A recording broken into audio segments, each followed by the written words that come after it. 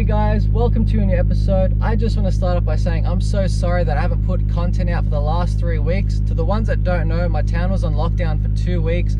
There was no point to get content out there. There was nothing to do, and especially it's been raining a lot and I've got so much work to do between both my cars. And I've got, as you guys know, I've got no undercover, so when it rains a lot I can't work on my cars. I got to rip the motor out in the R33, and I've also got so many new mods to chuck in the S14's RB25, so there's plenty of content to come from now on. And why I got to rip out the R33 motor? Well, after we hit boost, I'll explain everything, and I'll show you guys all the cool new mods that are going into the S14 as well, so that'll be at the end of the video, so make sure to stick around. And also, don't forget, make sure to go to Big Cartel, get yourself some Clutch Kick Junkie stickers, very affordable prices, and they look awesome as hell. So let's go hit some boost and have some fun. Actually, if you're a new viewer, make sure to hit that subscribe button because we hit 17,000 subscribers. Thank you guys so much for the love and support. Let's get it to 20,000 very soon, and let's go have some fun hitting boost right now. Let's go.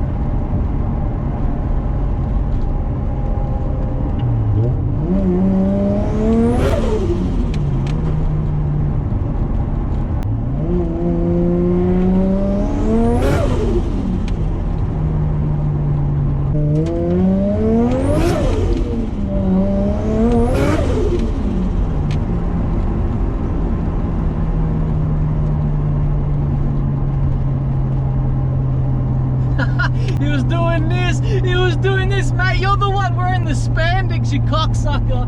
Holy shit.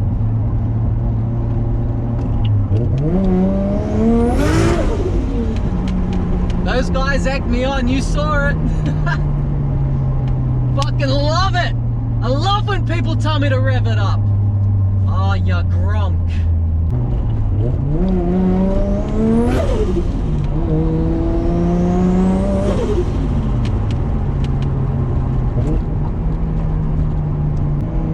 Cyclist gonna cop it.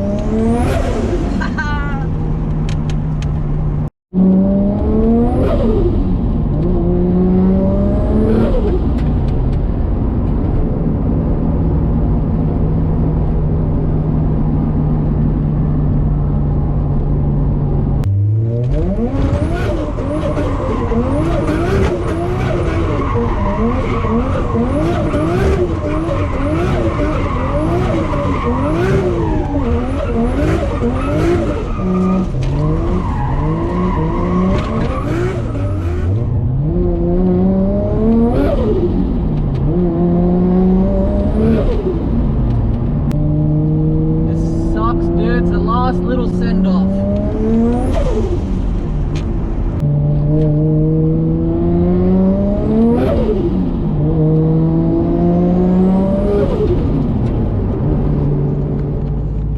Dude, this is so odd. Like, I've owned this car I think for like what, 6 years. The tacho has never ever been correct. Like, it's never worked.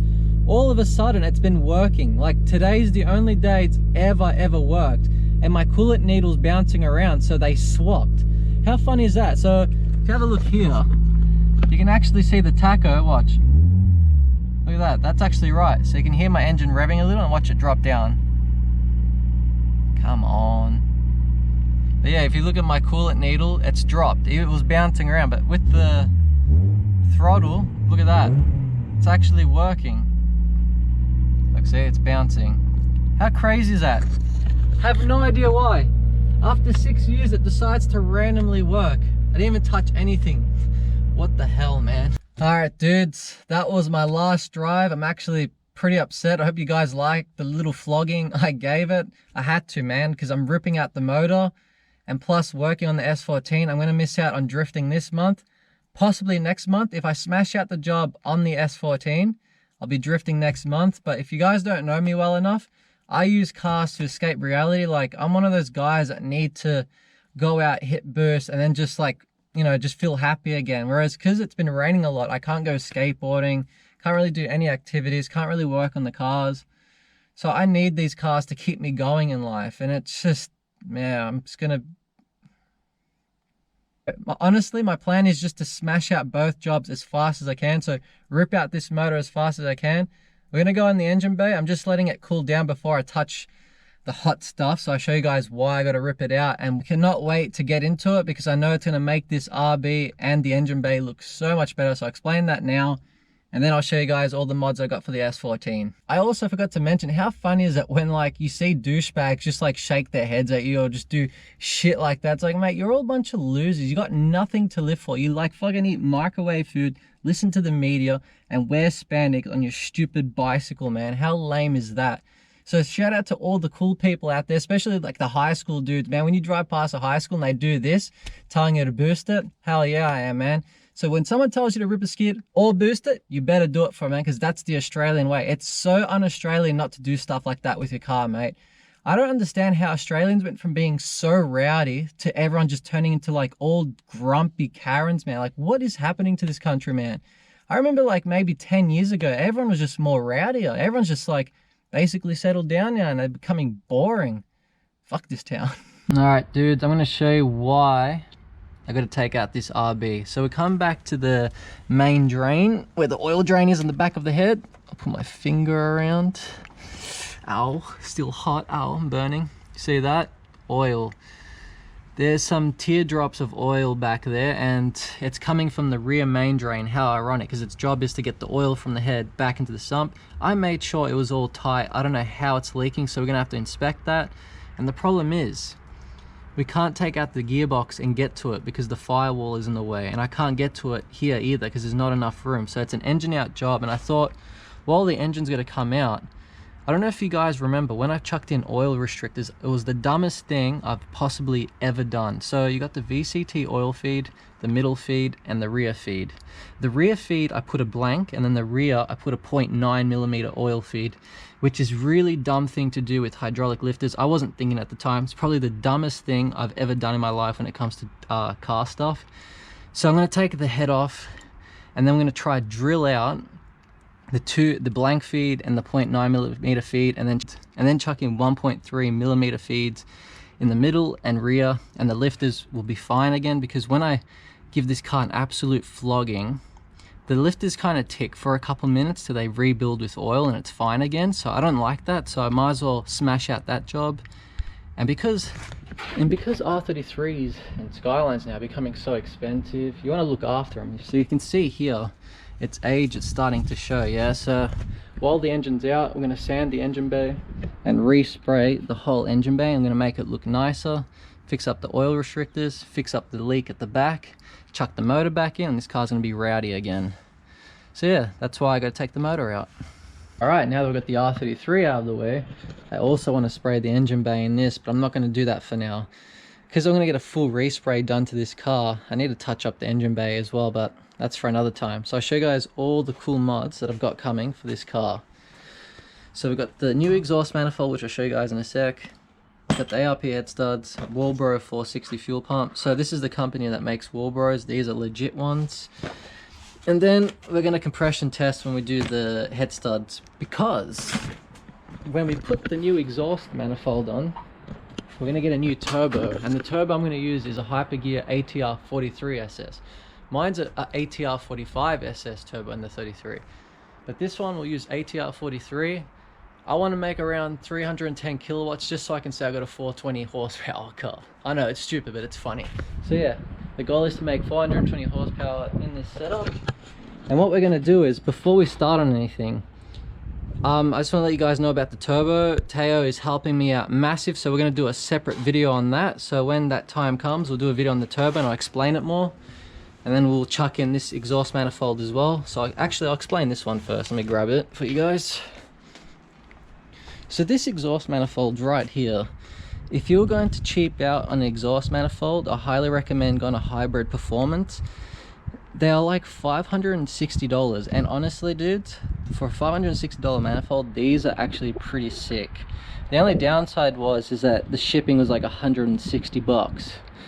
But still, if you're going to cheap out on exhaust manifold, don't get an eBay one. Make sure to go to Hybrid Performance. Put that in the caption for you guys. It's a New Zealand company that makes exhaust manifolds, so make sure to check out their website, because I'm so keen to chuck this in the car here. So we're going top mount, and it's going to look cool. Here's the exhaust manifold. Show you guys like a all around. So we're using a 50mm gate, so I'm going to be using a Turbo Smart external gate, so a 50mm gate. Definitely going to go screamer pipe on this setup. Of course, no blow off valve on this setup either, so we're going to get more power, better response, and it's going to look cool on track because you're actually going to hear the turbo flutter, and it's going to have a better exhaust note than what it does. Stock manifolds on RBs, they don't sound the best with straight pipes. I'll be honest with that. You need a decent exhaust manifold to get the right RB note. So this is going to be rowdy as hell. So keen to try this out and have Teo's Hypergear turbocharger right on here too. So sick. Now with the ARP head studs, really when you take the head off a block, you should get it resurfaced, get a new gasket. But tell you what guys, this RB, as you guys have been seeing from the drift videos, make sure to check them out if you haven't watched them. This car has been taking an absolute beating, and you guys have seen like the first two events and this thing was overheating like crazy. Still flogged the absolute hell out of it. Chucked in the new cooling setup in it, and it's been phenomenal. This car has been absolutely amazing, so I'm highly confident when we do a compression test before we chuck the studs in.